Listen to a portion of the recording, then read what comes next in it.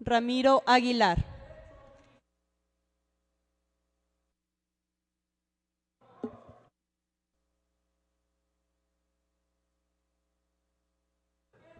Una falta de respeto al Pleno, señor asambleísta, es que no se rija el tema. Estamos en el veto al Código Orgánico. Tiene la palabra asambleísta Ramiro Aguilar.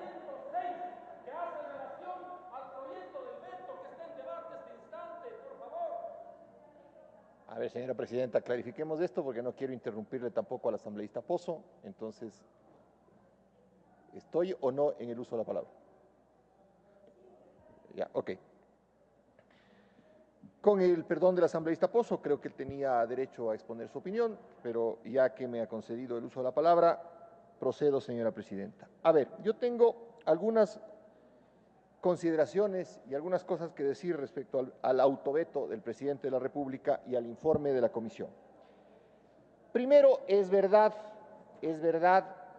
que al interior de la comisión me opuse frontalmente a la incorporación del numeral 2 en la disposición reformatoria 18ª del proyecto de Código Orgánico Monetario y Financiero. Y me opuse por dos razones. La primera,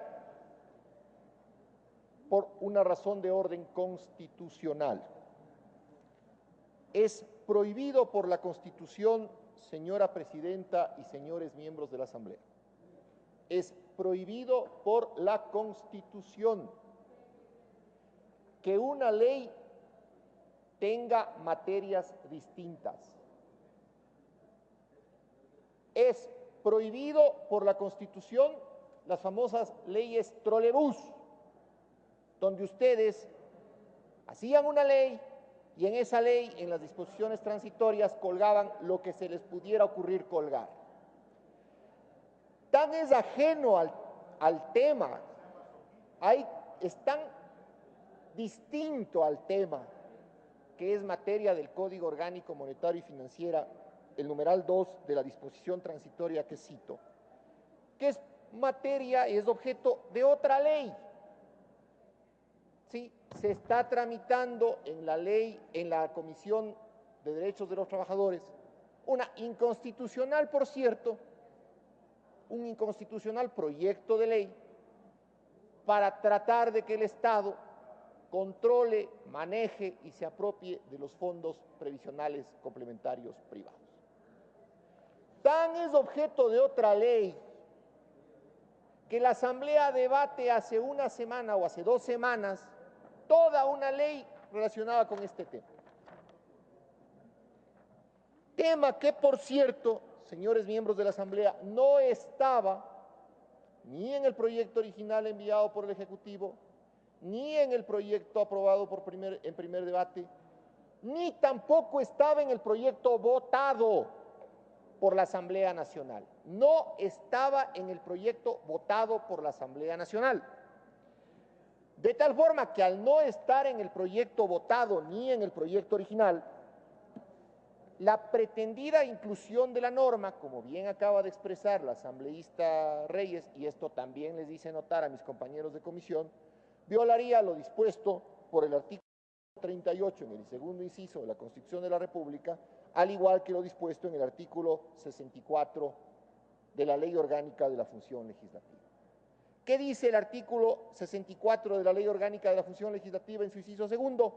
Si la objeción fuera parcial, que es el caso, la presidenta o presidente de la República presentará conjuntamente con su objeción un texto alternativo que no podrá incluir materias no contempladas en el proyecto. Igual restricción, señores, igual restricción observará la Asamblea Nacional en la aprobación de las modificaciones sugeridas. Si ustedes revisan el texto votado por la Asamblea Nacional, votado, no está la disposición constante en el numeral 2, que dice lo siguiente: sustituyas el último inciso del artículo 306 por el siguiente: la Superintendencia de Bancos, según el artículo 213 de la Constitución, controlará que las actividades económicas y los servicios que brinden las instituciones públicas y privadas de seguridad social, incluyendo los fondos complementarios previsionales públicos y privados, atiendan al interés general y se sujeten a las normas legales vigentes. Y parte del debate que se hizo en la comisión es, oigan, no solamente es inconstitucional por el tema de que tiene dos materias distintas, tan materia distinta es que hay otro proyecto de ley tramitándose en la Asamblea. No solamente es inconstitucional e ilegal porque es un texto insertado ajeno al proyecto original y ajeno al texto votado por la Asamblea Nacional, sino que además tiene una cuestión conceptual que es ineludible en el debate. ¿Qué significa atender al interés general? ¿Qué significa controlar que las actividades económicas atiendan al interés general? ¿Hasta qué punto llega el control de la actividad económica? Es decir, ¿qué le va a decir la Superintendencia de Bancos al fondo previsional privado? ¿Cómo invertir los fondos?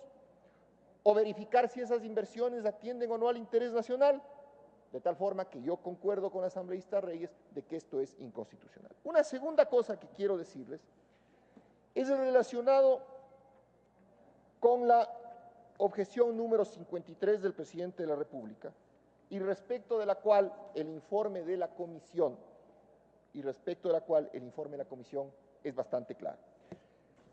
Quien hizo el veto del presidente, el veto firmado por el presidente, comete una arrogancia que raya no solamente en lo banal, sino en la más supina ignorancia.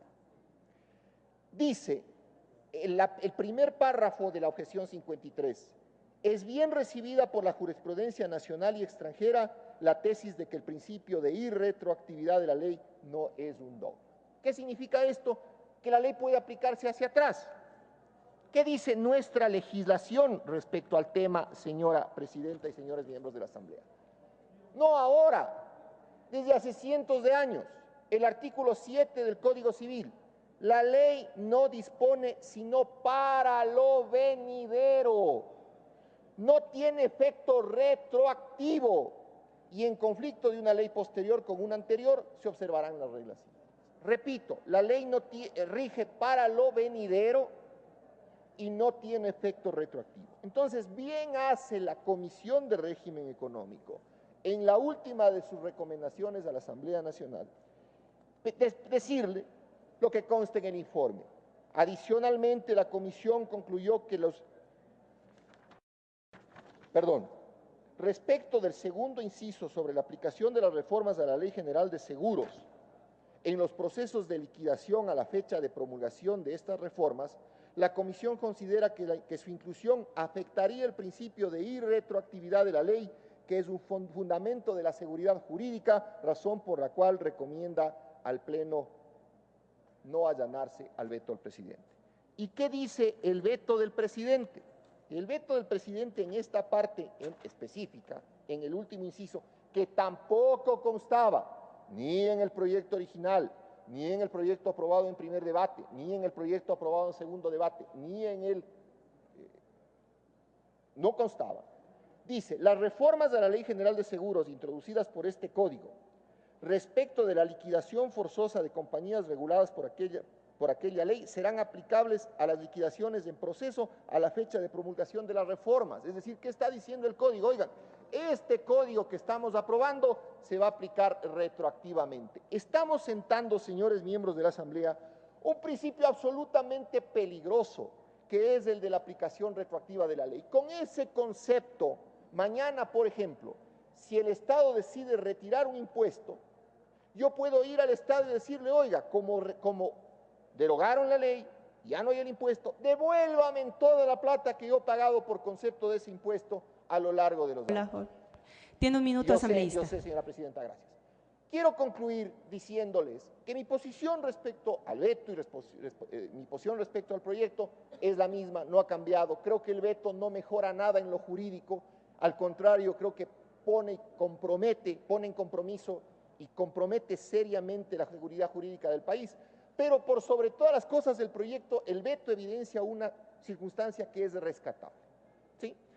Y es que el secretario jurídico de la Presidencia de la República, que es quien redacta los vetos, en un devaneo que radica en el más absoluto empalagamiento de poder, viene a la Asamblea y propone vía veto las cosas más absurdas que se le puedan imaginar. Y no hay el suficiente discernimiento en la Asamblea para decirle, no señor, primero está la Constitución, luego sus deseos, por más excéntricos que fueran. Gracias, señora presidenta.